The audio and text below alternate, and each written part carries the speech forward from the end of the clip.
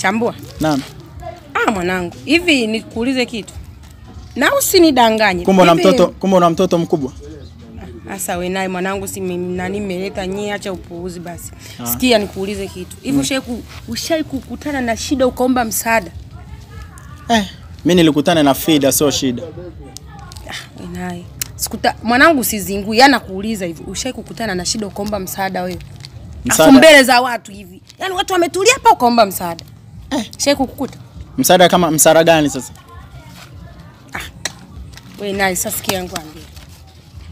Mimi si unajua mimi mwaya. Mwanangu. Baki na nshomile. Yaani kwanza ulivyosuka tu na hiyo rangi nikajua wewe tayari moja kwa moja ni wa wapi. Unazingua. Mwanangu mimi nikiwa nasafiri sipendagi zile kupanda gari za sipendagi. Mwanangu pale Bukoba. Tena kwani unadhani siku nyingi sasa? Jana mwanangu imenikuta jana nikapanda VIP. Wacha wewe. Happiness. Ukaanza kupiga picha huko kwenye gari nini? Katinga zangu pale stand shingapi nauli? 30,000 kwenda Kahama.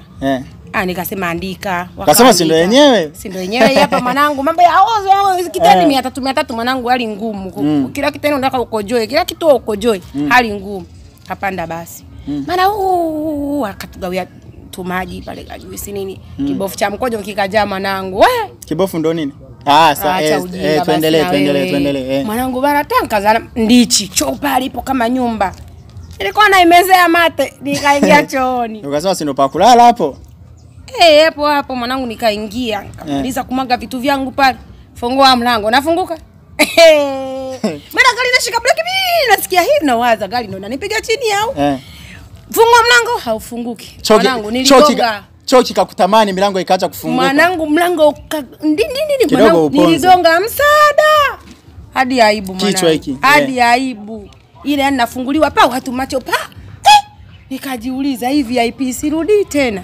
Wala sirudi tena. Bora nikapanda zile gari za kama ile Mungu. Tatizo haya na nyie mna sifa shenzi wewe utakuja kufia kwa magari. Waje kukukuta chezea VIP wewe ila